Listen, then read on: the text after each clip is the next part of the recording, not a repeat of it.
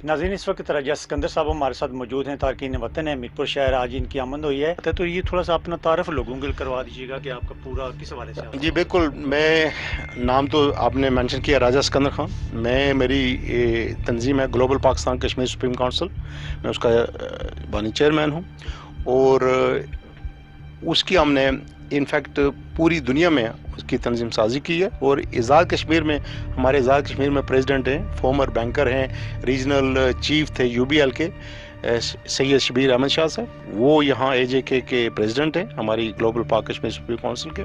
और हमारा जो ओवरसी कम्युनिटी है उनके जितने भी मसले मसाइल हैं उनके लिए हम जहाँ भी आवाज़ उठानी पड़ती है उठाते हैं। मैं हमारे लिंक्स हाई कमीशन जो बरतानिया और बाकी दुनिया में उनके साथ हम काम करते हैं। हमारी अगर कम्युनिटी को मसला वहाँ किसी किस्म का, जैसे कि इमरजेंसी में अभी इन दिनों ये हालात हैं कि अगर किसी को यहाँ आना इमरजेंसी में पड़ जाए तो उनके लिए वीज़े का मसला होता है। उनके आईडी जो स्पेशली अपना पासपोर्ट अगर एक्सपायर है या उनका जो ओवरसी कार्ड एक्सपायर है तो वो तो आजकल इंटरनेट पर अपॉइंटमेंट लेनी पड़ती है, वो तो मेनू की डेट्स मिलती हैं।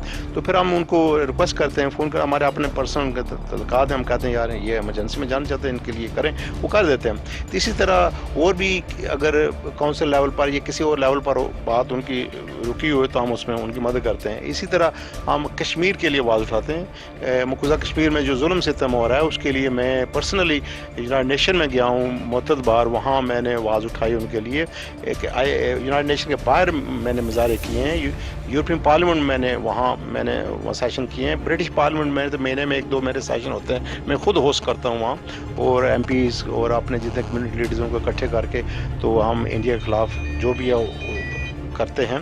तो इसके अलावा मैं शायद आपको मालूम हो कि पिछले साल जो 15 अगस्त है, जैसा कि वो 14 अगस्त हमारा पाकिस्तान डे, इसी तरह इंडिया का 15 अगस्त, तो 15 अगस्त को हमने वहाँ तारीख रकम की।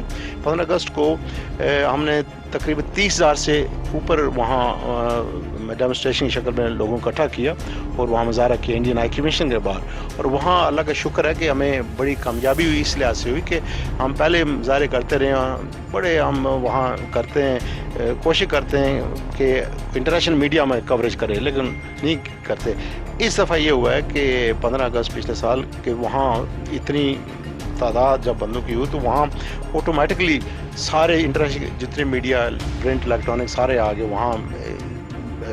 Sky TV, BBC, CNN, Al Jazeera, ITV वगैरह वगैरह सब आए और मेरे इंटरव्यू भी लिए।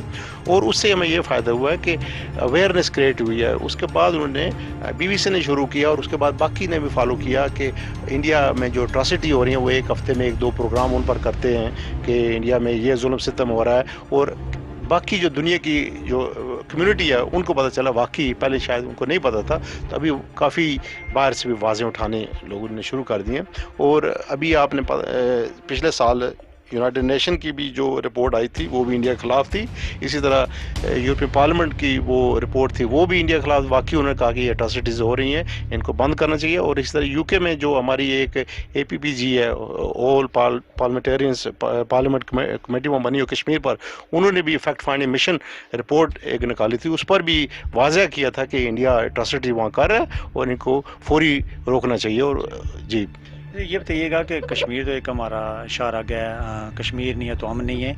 अभी आप आए हुए हैं तो क्या ऐसा कोई ऑर्डिनेंस पास नहीं होना चाहिए कि जो तारकीन वतन आते हैं कोई ऐसी उनके लिए अदालत बना दी जाए ताकि उनका जल्दी मामला हल हो और यहाँ से वो चले जाएँ। आते हैं अदालतों के धक्के खा खा के वो बेबस होकर वापस चले जाते हैं। तो कि ऐसे चीफ जस्टिस साहब को हम भी कहते हैं, आप भी कहें कि उनको कोई ऐसा ऑर्डिनेंस बना दें कि जो तारकीन वतन आते हैं कम से कम उनको अदालतों के धक्के ना खाने पड़े।